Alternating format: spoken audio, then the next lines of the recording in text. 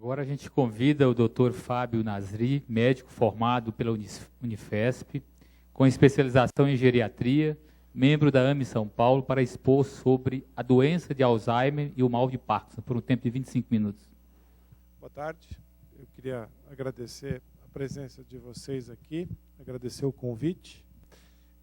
Nós temos que falar bastante coisa e o tempo não é tão extenso quanto nós gostaríamos. Então, existe uma parte um pouco mais médica, que nós vamos passar um pouco mais depressa, tá? E vamos nos concentrar nos conceitos que nós julgamos mais importantes. Bom, em primeiro lugar, antes de falar de demência, nós vamos falar de memória, né? E antes de falar de memória, todo mundo fala de memória, mas memória é uma função cognitiva. Existem outras, né? Então, na cognição, o que é cognição? É o processo de estar consciente, saber, pensar, aprender, julgar. Nas esferas da gnosia, que é o reconhecimento de objetos familiares, daquilo que nos é familiar, das praxias, que é a prática, né? A prática vem de praxia, né? Que é você automaticamente fazer uma tarefa sem pensar. O exemplo clássico é dirigir carro. Né? E também a linguagem, que é a capacidade de comunicação. E a memória é a outra função cognitiva. Então, quando nós falamos de demência, é importante estabelecer aqui o seguinte: a demência é quando nós temos uma função da memória prejudicada e mais uma outra função cognitiva. Só a perda de memória ou a diminuição da memória per se não implica no diagnóstico de demência. Então, é importante saber que as nossas funções cognitivas vão além da memória. Bom, agora entrando especificamente na memória. É a função cognitiva cuja a grande responsabilidade é de armazenar e resgatar informações. E nós temos tipos de memória. A memória episódica, semântica, de procedimento e operacional. Rapidamente, a memória episódica fica nessas áreas azuis do cérebro, né? E basicamente é utilizado para lembrar experiências vividas num contexto próprio. Um telefonema, um jantar na noite passada, né? Essa é a memória episódica. Ela lembra um episódio que teve um contexto, contextualizado. A memória semântica, ela basicamente armazena um conhecimento factual e conceitual, e que inclui o conhecimento ao nosso redor. É a memória semântica, por exemplo, que nós usamos para associar o nome de uma cor a uma flor, ao presidente do Brasil, e ela é localizada nessa área aqui, em azul claro, no cérebro. Então, esta é a memória semântica. Então, temos a memória episódica, a memória semântica e a de procedimento, que é a capacidade de aprender de forma automática e inconsciente, como aprender a dirigir, né? E a memória procedural está aqui, nessas áreas em verde.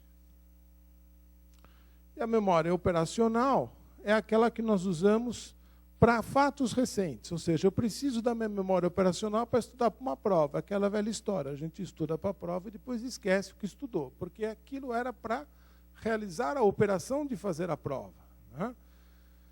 E ela fica nessa área aqui, nessa área pré-frontal. Então, são estas as áreas mais importantes do nosso cérebro e os tipos de memória que nós mais utilizamos no dia a dia. Bom, quando nós vamos fazer um paralelo com a atividade espiritual, ou com a literatura espírita, qual é a primeira dificuldade que nós vamos encontrar quando nós falamos de demência, quando nós falamos de Alzheimer? É que na época da codificação, na época do Kardec, não tinha esse conhecimento, não se tinha esse conhecimento. Mesmo nos livros do Chico, do André Luiz, do Emmanuel, vocês vão ver muito poucas referências. Vocês vão ver referências a doenças psiquiátricas. Vocês não vão ver o termo de Alzheimer em nenhum livro do André Luiz, por exemplo, né? Porém, a memória, se vocês forem lembrar de contos do André Luiz, o quanto não se utiliza a memória na literatura espírita. Em especial naquele ponto do livro que a gente mais gosta de ler, né? Quando ele começa a falar o que aconteceu nas outras encarnações para explicar o que estava acontecendo naquele momento. Então, a memória, no mundo espiritual, ou na literatura espírita, ela é um instrumento de evolução. Ela é importantíssima, ela é uma faculdade do espírito. E a memória, no mundo, na literatura espírita, nós vamos descobrir que a memória pertence ao espírito e cada reencarnação você vai agregando mais a essa memória. E ela situa-se no corpo causal, ela situa no perispírito. Então a memória no espírito não está no neurônio, está no perispírito. Né?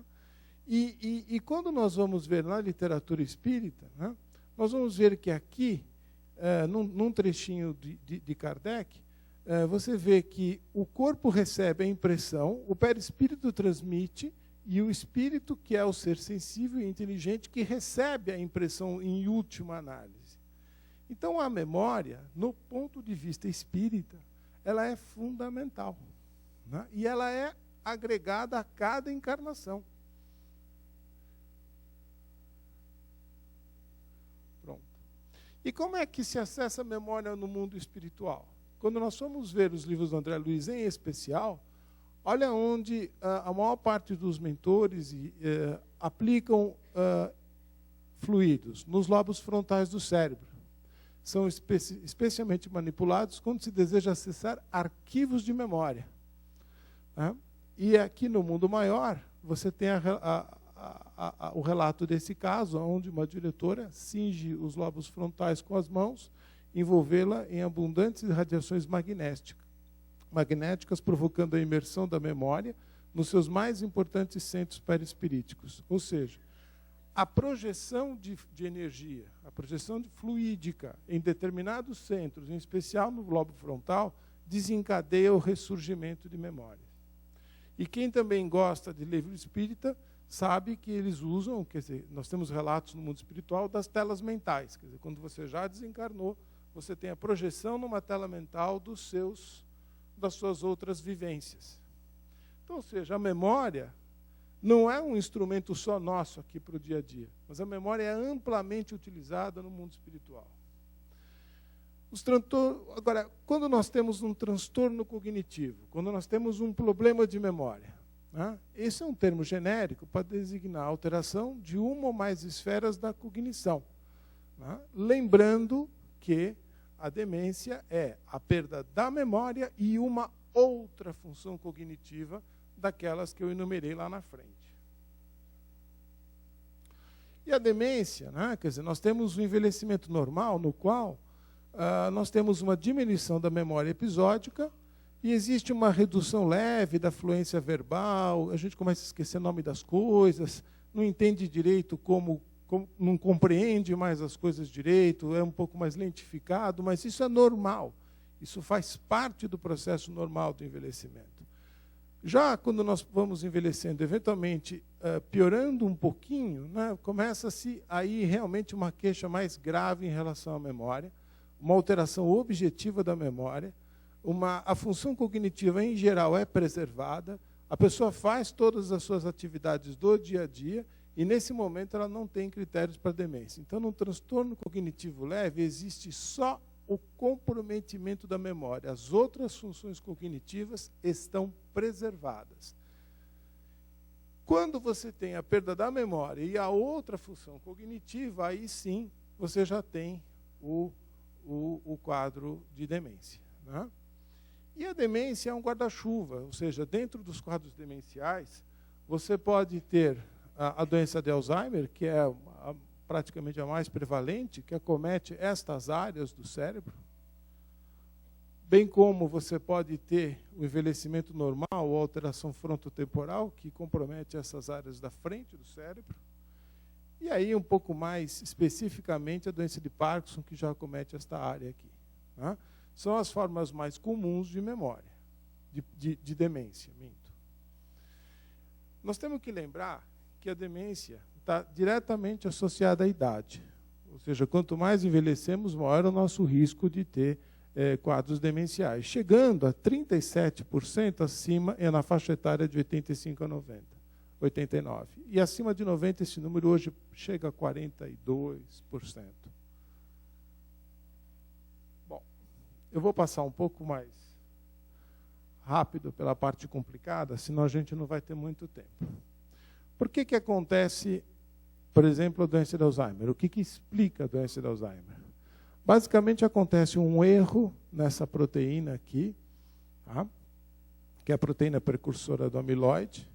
Ela deveria se dividir basicamente deste lado, obedecendo a essa divisão, mas existe um acúmulo, um desvio, um desequilíbrio, e aí você passa a ter maior divisão desta proteína chamada beta-amiloide e, mais ainda, dessas subfrações da amiloide. Ou seja, por um erro, com uma forte conotação genética, você passa a acumular mais dessas substâncias que são tóxicas ao neurônio.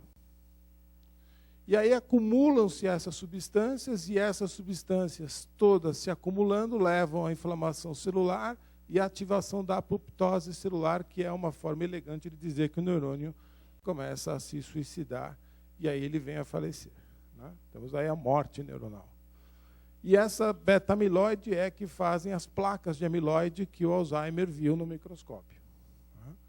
Existe também uma outra forma, que é a forma da alteração dessa proteína, chamada proteína tau, que é um microfilamento que fica no axônio, que transmite as informações do neurônio para o órgão-alvo, o órgão efetor da informação que o neurônio quer transmitir. Esse é o neurônio saudável e esse é o neurônio doente. E esse neurônio doente faz com que você tenha alteração nos microtúbulos e depósito também de substância amiloide. Só a título de curiosidade, eu não sei quem hoje viu a apresentação sobre os microtúbulos, sobre a forma de transmissão do fluido vital.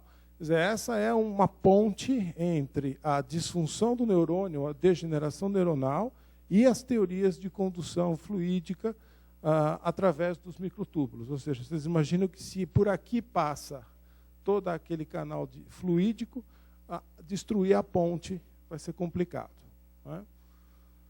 E a morte dos neurônios vai fazendo com que o cérebro vá progressivamente encolhendo, né? Vocês vejam, esse aqui é um cérebro normal e esse aqui é um cérebro na doença de Alzheimer. E os neurônios vão morrendo dia a dia. Bom, quais seriam os fatores de risco que nós conhecemos para a doença de Alzheimer? Além da idade, parentes de primeiro grau, quem tem um determinado genótipo, que é ele tem os genes de uma proteína chamada ApoE4, síndrome de Down, baixo nível de escolaridade, fatores para doenças cardiovasculares, hipertensos, diabéticos, problemas de colesterol, quem já teve traumatismo craniano ou então quem lutou boxe, acidente vascular cerebral, que é o derrame, e a história de depressão importante no passado. Estes são os fatores de riscos conhecidos para a doença de Alzheimer. Agora, vamos rever um pouquinho da fisiologia espiritual para saber se nós conseguimos achar fatores de riscos espirituais, né? Bom, todos nós conhecemos os centros vitais, que são aqueles captadores de fluidos, né? São concentradores da energia vital e que alimentam célula a célula.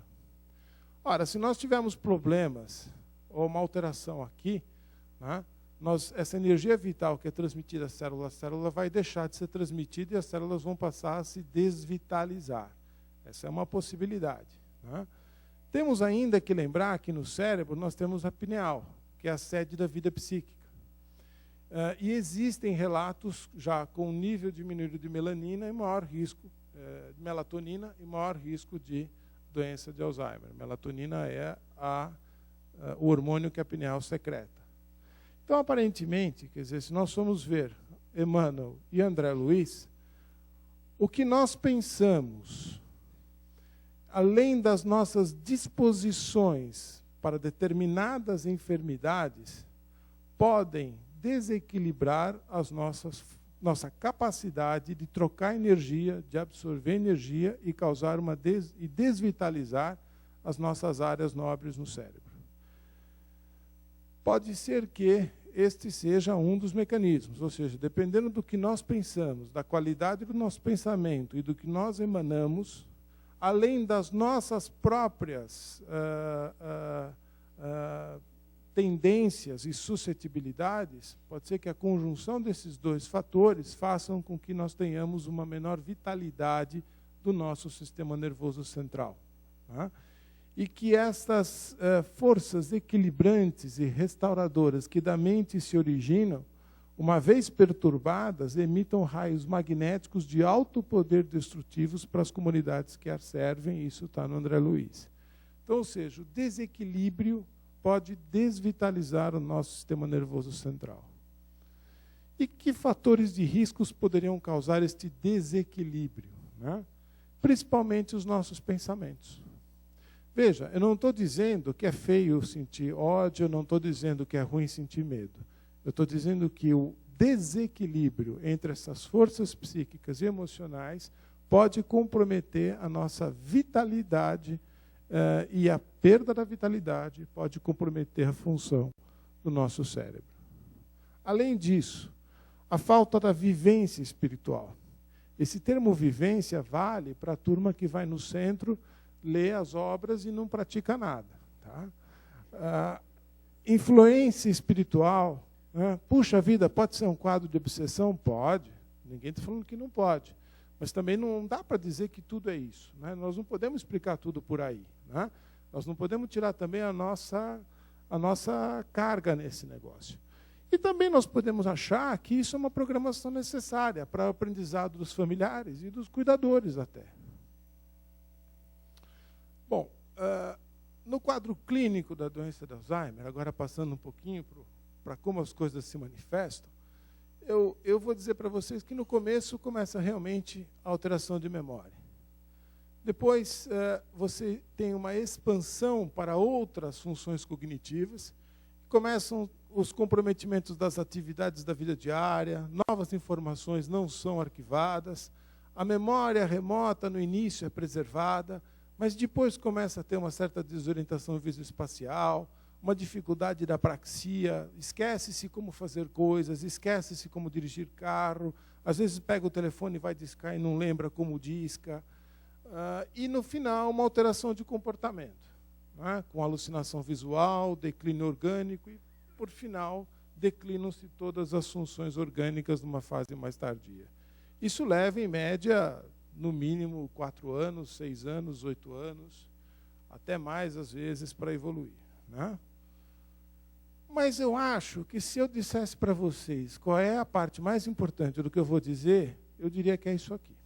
O que a gente mais escuta no consultório. Meu pai não está mais aí. Essa não é minha mãe.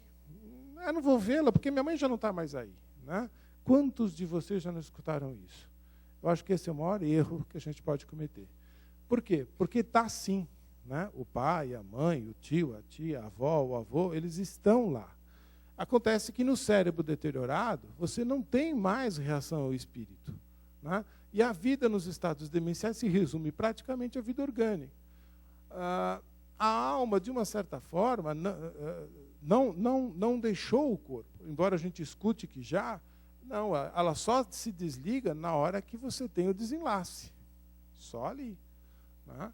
E que o que mantém a vida corporal é o fluido vital, e não o espírito. Então, enquanto tiver fluido, tem vida.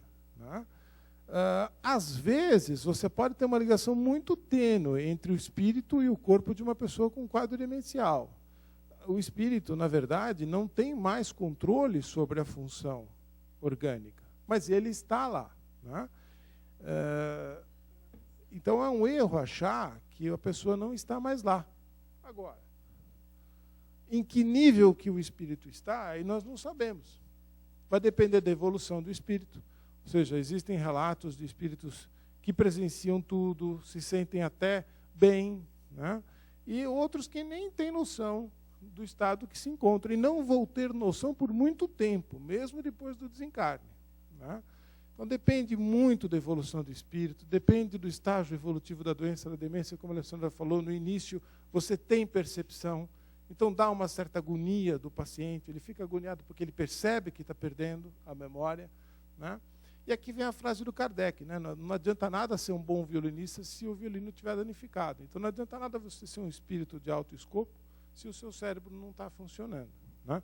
Mas, devido a méritos, devido ao ambiente que te cercou ao longo da vida, da sua jornada, não só dessa vida, mas das outras, você pode viver, sim, como espírito, um estado de tranquilidade, mesmo num quadro demencial. Mas também você pode viver um estado de perturbação. Agora, talvez todos nós encarnados vivamos estas mesmas coisas, a gente só não sabe, né? Mas isso não é muito diferente do que talvez nós passemos durante o dia ou durante o sono.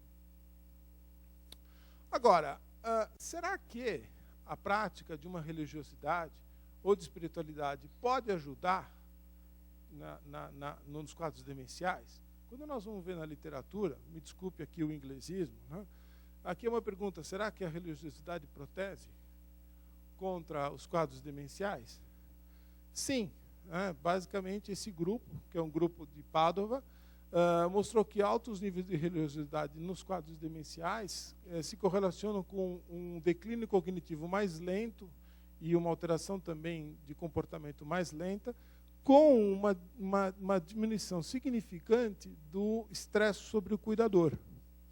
Então, aparentemente, a religiosidade ajuda, sim, a lentificar a progressão desses quadros de Alzheimer.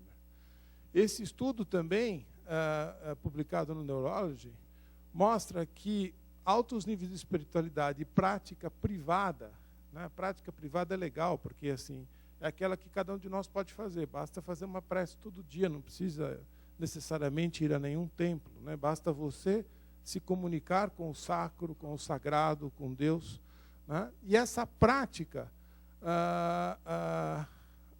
é associada com uma menor progressão na doença de Alzheimer. Esse é o mesmo. Aqui também é outro estudo, com 140 pessoas que desenvolveram a doença de Alzheimer, provável, né, um acompanhamento de 5 anos, e aqui é sobre o estresse. As pessoas estressadas tiveram o dobro do risco de evoluir para a doença de Alzheimer. E tem também um outro estudo mostrando que trabalhar demais faz você também evoluir para a doença, com maior risco para a doença de Alzheimer. Agora,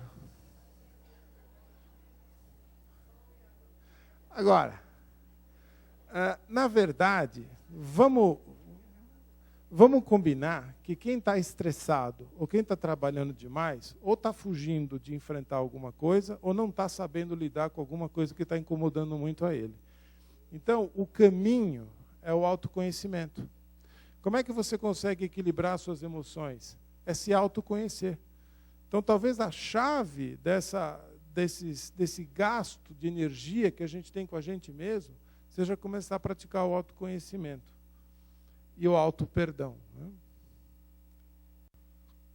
Bom, se eu puder dizer alguma coisa que eu gostaria que vocês levassem para casa hoje, é que a gente ainda não tem muita informação em literatura espírita, né? A literatura espírita clássica. Aparentemente, esses quadros degenerativos comprometem as estruturas chaves para o processo de vitalidade do neurônio. E esta perda de vitalidade e o dano estrutural se inicia antes, no pensamento, principalmente associado à predisposição de cada espírito e à história de sua trajetória, além de seus compromissos consigo e com os que o cercam. Então, o buraco é mais embaixo. Bom, eu queria agradecer a minha família. O Maurício, ele não está aqui hoje, ele